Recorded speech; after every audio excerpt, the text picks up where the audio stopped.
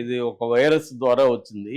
ఈ ఈ వైరస్ ఏందంటే జునోటిక్ డిసీజెస్ అంటారు. జునోటిక్ డిసీజెస్ అంటే జంతువుల నుంచి మనుషులకు వచ్చే వాటిని జునోటిక్ డిసీజ్ అని పిలుస్తారు. ఈ జునోటిక్ డిసీజెస్ దాదాపు 200 రకాలు ఉన్నాయి. వైరస్ ఉంది, బ్యాక్టీరియా ఉంది, ఫంగీ ఉంది, తర్వాత పారాసైట్స్ ఉన్నాయి, ప్రయాన్స్ అంటారు. ప్రయాన్స్ అంటే మిస్ఫోల్డెడ్ ప్రోటీన్ అనమాట. మిస్ఫోల్డెడ్ ప్రోటీన్ వల్ల సెల్యులార్ డెత్ జరుగుతుంది. అంటే సెల్స్ చనిపోయి మనిషి చనిపోతాడు. ఇలాగా ఇది కూడా ఈ లసా ఫీవర్ అనే జబ్బు, దీన్నే ర్యాట్ ఫీవర్ కూడా అంటారు. ఎందుకంటే ఇది ర్యాట్స్ నుంచి, ఎలుకల నుంచి వస్తుందన్నమాట.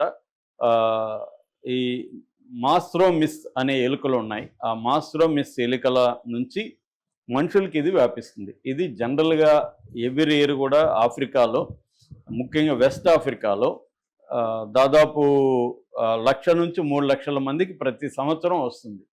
అందులో 5,000 మంది చనిపోతున్నారు. ఇది నేను చెప్పింది కాదు, WHO చెప్పిన లెక్కల ప్రకారం ఎవ్రీ ఇయర్ ఈ ఎలుకల ఫీవర్, ర్యాట్ ఫీవర్ లేదా లస్సా ఫీవర్. లస్సా ఫీవర్ అనేది ఎందుకు వచ్చిందంటే, లస్సా అనేది నైజీరియాలో ఒక టౌన్ పేరు.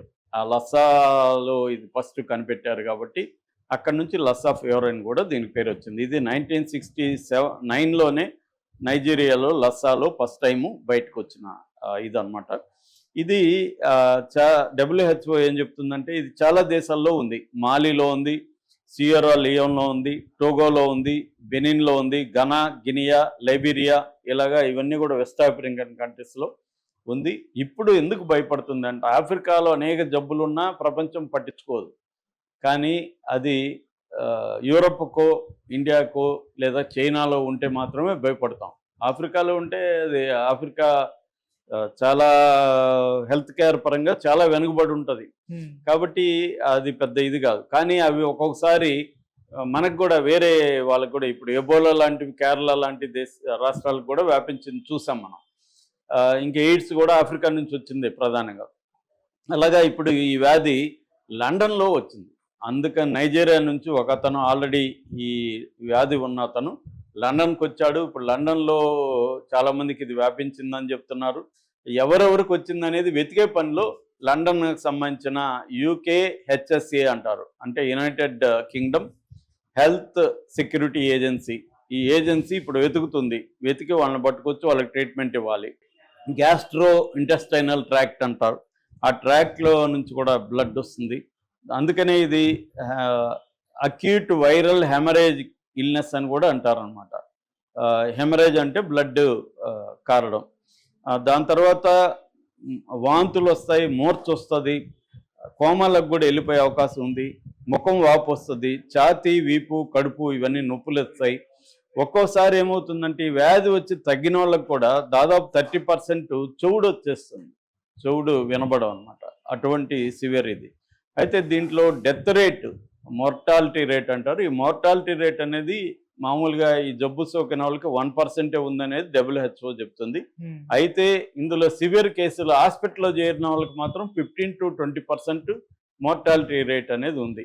అంటే 100కి 15 మంది నుంచి 20 మంది చనిపోయే అవకాశాలు ఉన్నాయన్నమాట.